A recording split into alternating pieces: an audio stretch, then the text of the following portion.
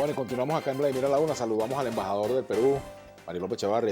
Encantado. La bienvenida. ¿Cómo está, embajador? Muchas gracias. Un placer tenerlo por aquí. El placer es mío, siempre. Usted es habitué de Brújula Internacional, pero bueno, hoy se lo pedimos prestado. Pues, encantado, gracias por venir. Encantado de regresar a tu programa. Muchas gracias. Bueno, antes de entrar en el tema Perú, porque hay elecciones el domingo, elecciones históricas muy importantes para nuestro hermano país, es importante comentar también, embajador, lo ocurrido ayer en la Organización de Estados Americanos. Me gustaría, por supuesto, con las limitaciones que conocemos que tienen los diplomáticos, pero por lo menos su evaluación o una opinión con respecto a la visión que tiene el Perú de lo que ocurrió ayer.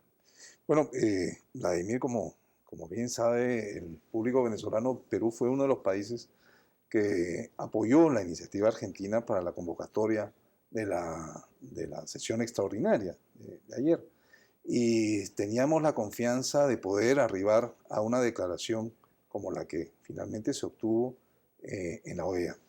Creo que es una declaración que llama justamente al diálogo con la inclusión de todos los actores, y a un diálogo positivo, a un diálogo con resultados, a un diálogo que permita justamente a Venezuela y a todos los venezolanos poder seguir andando en una senda de mejora en la crisis que actualmente afecta a nuestro querido país.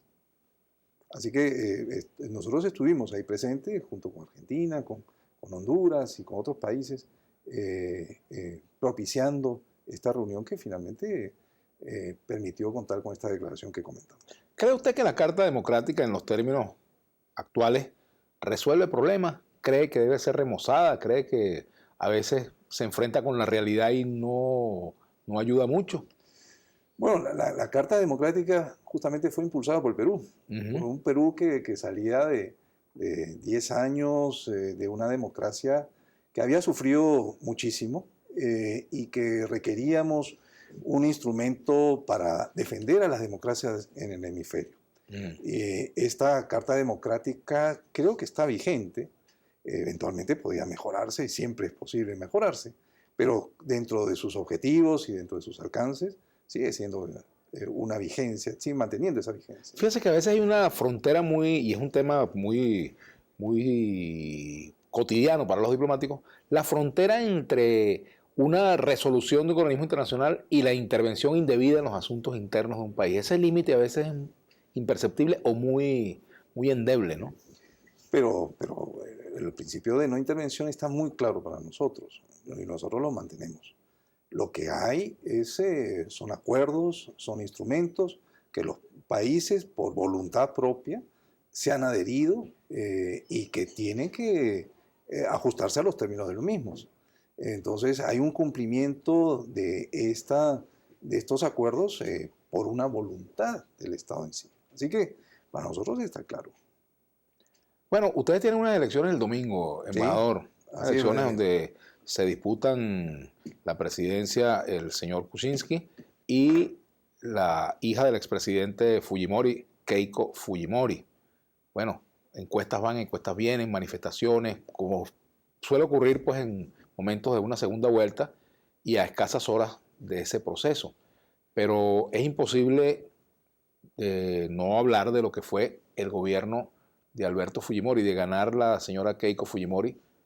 Se repetiría ese periodo que fue tan traumático para la vida peruana. Veríamos Fujimorazos otra vez. Efectivamente, Vladimir, se acerca la hora de la verdad, como nosotros denominamos, y se acerca la hora en que los peruanos, de una manera responsable, deberán señalar cuál es el voto o por quién se inclina la nación en su conjunto.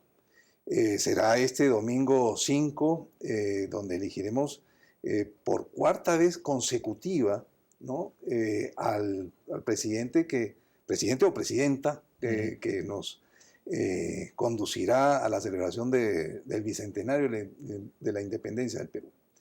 Estamos estamos al final de un proceso que no ha tenido, digamos, ninguna duda en cuanto a su legitimidad y ninguna duda en cuanto a la validez, pero sí hemos tenido algunas dificultades en cuanto a la ejecución de la norma en sí, una nueva norma electoral que en Perú se dio en medio del proceso de las elecciones generales. Esto motivó algunas tachas, esto motivó algunos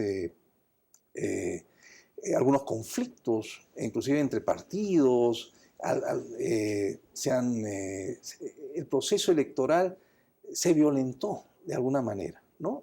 Acusaciones, en fin. Anulación de candidaturas, incluso. Sí, sí. Entonces, en ese proceso, yo siempre he dicho que tal vez ha servido para no privilegiar los planes de gobierno, las iniciativas, y más bien privilegiar estas acusaciones, este conflicto entre partidos y entre candidatos. Y creo que el elector peruano, al igual que los electores de muchos países, se distinguen en tres grandes grupos. Un elector que es muy fiel a sus principios, a sus creencias, a sus convicciones ideológicas, que vota por su candidato en sí. Un segundo, que es un elector que vota más bien como una especie de voto estratégico. A ver si es que voto por el que está primero o por el que está segundo, ¿no? Quiere ser un elector ganador, ¿no? Por el que tiene mejores simpatías. Y eventualmente, cuando no hay de parte de la prensa o de la media una información de quién va ganando, es un elector que estratégicamente no se siente respaldado. Y el tercer grupo de electores es el grupo de electores que vota anti alguien. El grupo que dice, no quisiera que llegara al poder fulano de tal. Fulano de tal. En el caso de Perú, fulana de tal, que pudiera ser, que hemos visto en estos días manifestaciones contra la candidata Keiko Fujimori, ¿no? Unas manifestaciones muy grandes, pero obviamente también ella tiene su apoyo, ¿no? Por algo está en la segunda vuelta. Exacto. Y eso es lo que está pasando en Perú en este último tramo. Sobre todo en una segunda vuelta, Vladimir, se marca muchísimo ese voto anti-alguien o el deseo del electorado de que no llegue fulano o fulana de tal al poder. ¿Cuánto pesa la economía hoy en la decisión de un voto? En el caso del Perú, la situación económica, ¿cómo está el Perú hoy? Bueno, es una economía estable. En los últimos 15 años hemos crecido de una manera sostenida, a un promedio del 6%.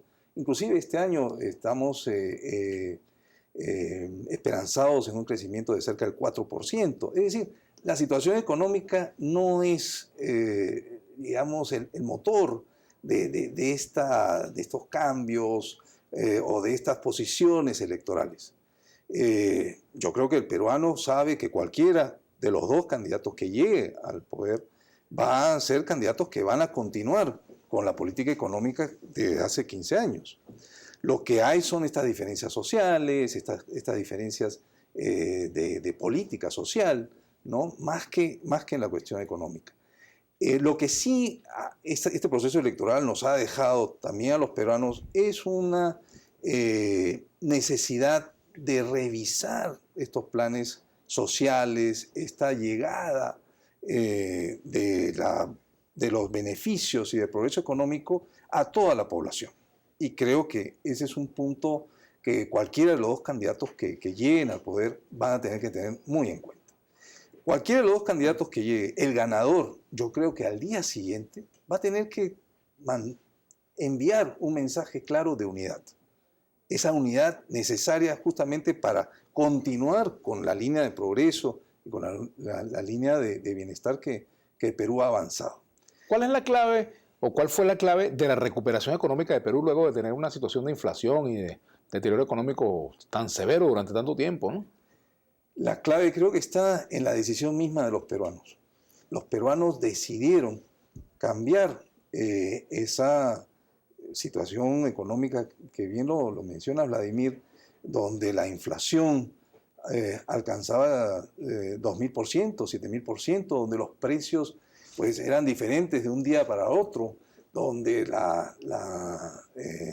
no podía haber planificación, ¿no? Respecto a la economía. Los peruanos decidieron ajustarse en un periodo de un año con medidas muy drásticas, ¿no? Para poder desarrollar nuevos emprendimientos. Y creo que ahí está el valor también de ese esfuerzo de los ciudadanos peruanos.